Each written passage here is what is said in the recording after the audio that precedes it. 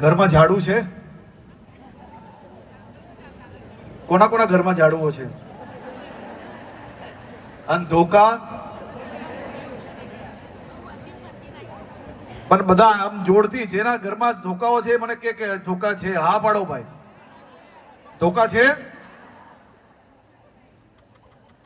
તો જે લોકો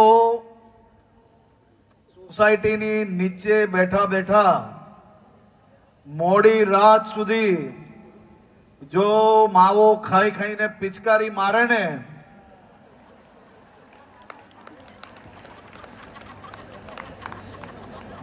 આ બરાબર છે? આ દિશા એકદમ જોરથી મને સંભળાતું જ નથી ને.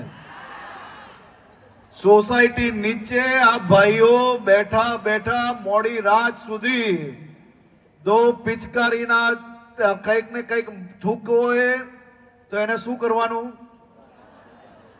બધાએ ભેગા થઈને એક ધોકો લઈને નીકળશો તો આમાંના એક બી વ્યક્તિ સોસાયટીની નીચે માવો થૂકવાની હિંમત કરશે? તો આ બેનો કામ હાથમાં લેશો? પાક્કું? ભાઈ જે મારી જોડે સહયોગમાં હોય હાથ ઊંચા કરે. બધા ધોકા લેશો હાથમાં? બરાબર. તો બોલો મા ઉમિયાની આપણે બધા જે બોલાવી આ વાતે બોલો, ઉમિયા માત કી. ધ્યાન રાખજો થોડું. હા, બંધ તો કરાવી લેશે. એ તો ધોકા પડે એટલે ભલભલા બંધ કરી લે. આમાં કોઈના મોઢામાં હમણાં માવો હોય તો છુપાઈ જજો ભાઈ, નહીં તો આજે તો હિસાબ બરાબર થઈ જશે. આપણે આપણા ઘરને જેમ સ્વચ્છ રાખીએ, પછી આપણે એવો વ્યવહાર તો ના કરાય કે આ ઘરમાંથી સાવની લીધી ને દરવાજો ખોલીને મેઇન ગેટની બહાર રે આવ્યો કચરો બહાર નાખ્યો. એવું તો કેમ ચાલે? જો આપણે આપણું ઘર સાફ રાખી શકતા હોઈએ તો આપણી બિલ્ડિંગોની નીચે આ માવાની પિચકારીઓ કઈ રીતે ચલાવી લેવાય? એટલી તો વ્યવસ્થાઓ આપણે સારી બનાવી જ શકીએ. અને એ માવાની પિચકારી ને એ ભીનું ને એ થૂકના કારણે કેટલીય બીમારી આપણા ઘર સુધી પહોંચે છે. તો આ બીમારીઓને રોકવા માટે આપણે કરવાનું શું છે?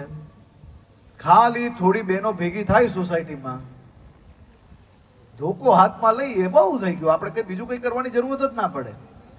એ સોસાયટીની નીચે મોટી મોટી ફેંકો મારતા હોય, બેઠા બેઠા મોટા મોટા વાતો કરતા હોય, એને ખબર પડી જાય સોસાયટી વાળાને કે આમનું ઘરમાં ચાલતું. એટલે બીજા દિવસથી તમારે વહેલા 10 વાગે ઘરે આવી જશે અને માવો હોય ને થોડોક ઓછો થઈ જશે અને ધીરે ધીરે બંધ થઈ જશે.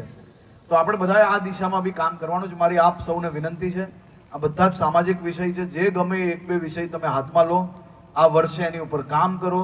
અને એ કામગીરી કર્યા પછી 5, 25, 50, 100, 200, 500 હજારો ઘરની અંદર દુઃખ દૂર કરનાર બહેનો તમે સૌ બહેનો બનો. મારી માતાઓને હું 2 હાથ જોડીને વંદન કરું છું. આપ સૌને અભિનંદન આપું છું. આપ સૌનો આભાર માનું છું. આભાર.